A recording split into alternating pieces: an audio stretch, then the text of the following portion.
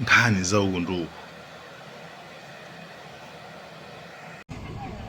Ndeso balizina kunoko ndikuze nizoona zimene zokande olo mutandigenda ndibe nazo ntchito ndikuze nizoona munthu onyoza Bakili Cheya Bakili Muluzi kuno amene osamusekerera omunyoza Cheya osamudani kodi osamusekerera Acheya ndale zawo za mtendere anagwira ntchito zaka 10 osakangana ndi ndani ndi munthu ndikunyamulaso chipani chankwapa asaja abingu yende sani chipani munthu wakutchalo uko kungota myezi 6 ati Cheya ammanga wala kwa jani Cheya ikena kwa tupele swantaniso ammangaso zaka 17 akumuzuza Cheya kweza kuti ndadwala nsana muchanima kupangira kampeni ziko lose mucha naputa nsana wangawu ali zako zimenezo zaka 17 lero wina kuchoka ku Blantyre uko Nyamata wera kungu kumaza mtukwa na Cheya ali Cheya naye kazisulo kunsana inu kunoko nkumasekerera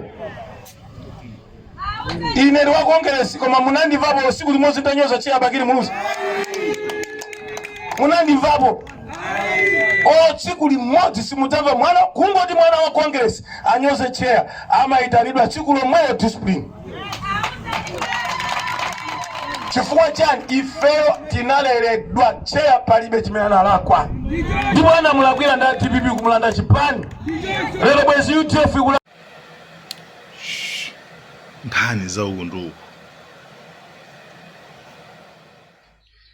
Sili kusamala kumene mumakhala, sili kusamala ndalama zomwe muli nazo, sili kusamala maudindo amene muli nawo, komanso sili kusamala chigawo chimene mukuchokera ni mpingo imene iniyomo mmapemphera.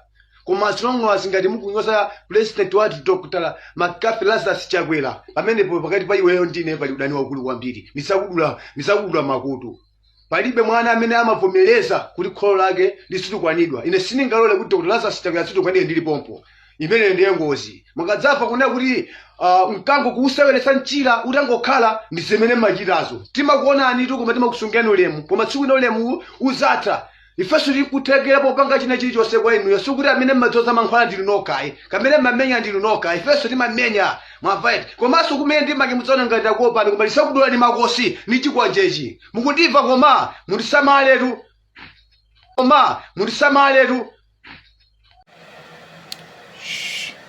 nkhani za ukunduku.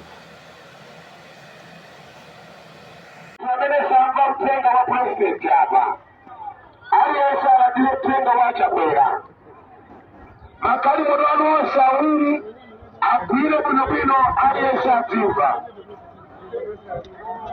ndifuna tipange cheki ngati mtenga kumveka aliyesa amene akumva utenga akweze tanja kumbuyo kusakumva uko kutransforma uko aliyesa akumva akweze tanja uko akweze tanja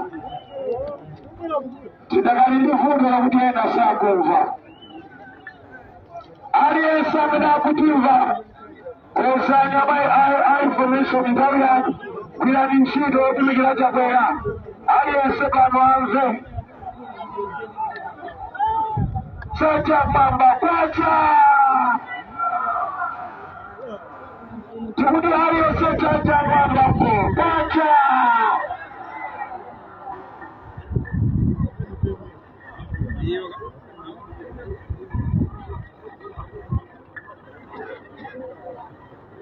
Chabino tichilemu palipizira amaikrofoni awiriwa kuti mwina saundi ngatopita patali.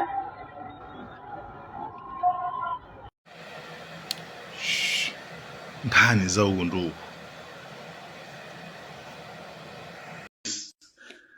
Listen to this. Ngati MCP singapangidwe announce kunena kuti ya wina zisankho, come and kill me. I can bet on that. Come and kill me.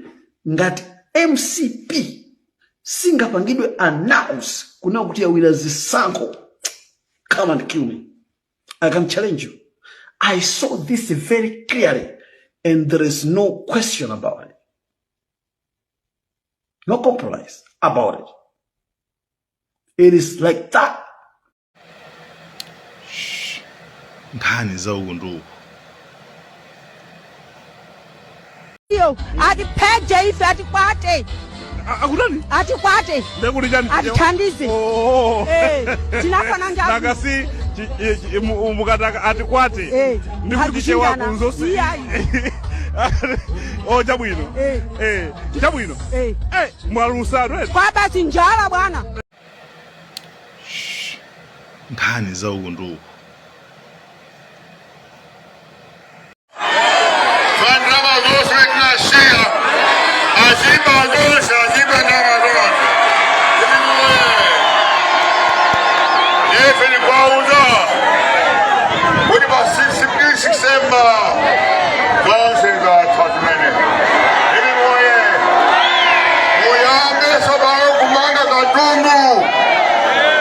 State House muyambe kumanga katundu. Ifarenji yani ikutaba 16 September. The 17th September ina nyungubira kumeneko. Oye. Familia.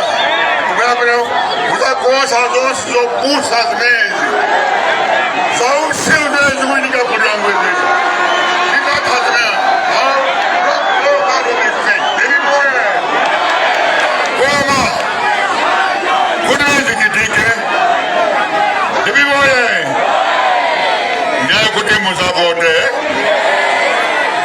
Muzavote mwanzerwe Mosa kusanga 2019 jahaye mwanzerwe kambulasmezo muzavote mwanzerwe kwa mbili nilinuwe kalakuni muvu nkhani za uku ndi uku.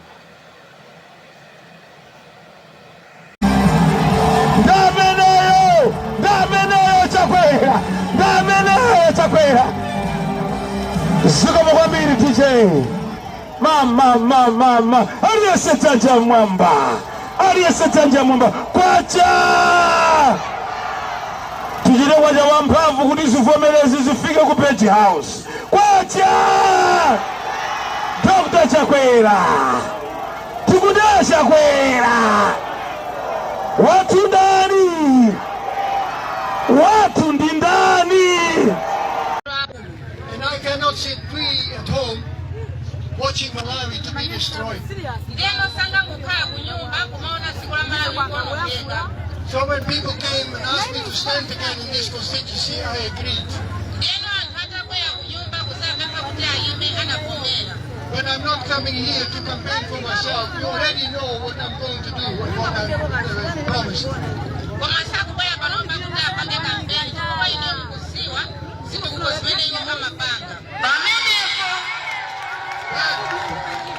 If you send me to Parliament, I need a very good president to support.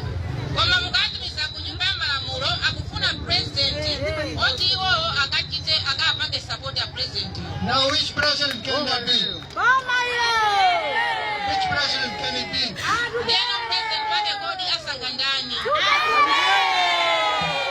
Not the president who has destroyed Malawi and promising 500,000 kwacha for every baby you're getting.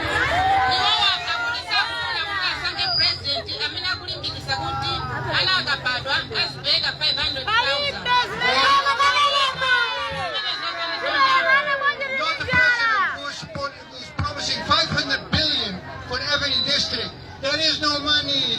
Not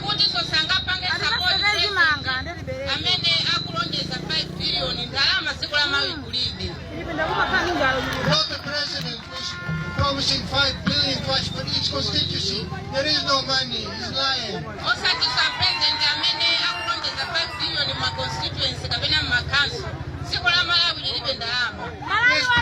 This country is broke. There is no money.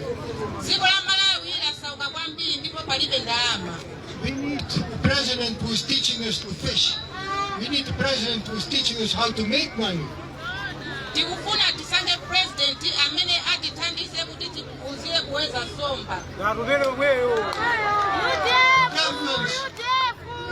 Governments cost money. Government is expensive.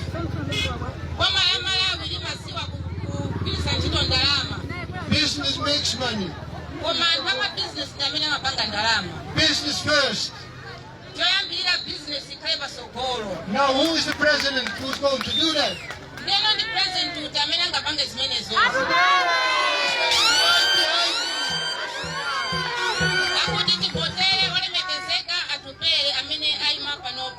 Now I want you to think very, very clearly for 1 minute. Very clearly. Think.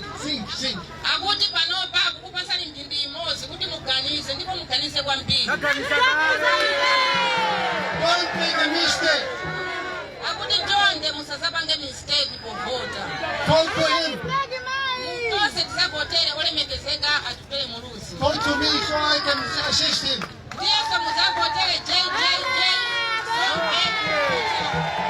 Vote for my councillor, shadow councillor, so they can help me.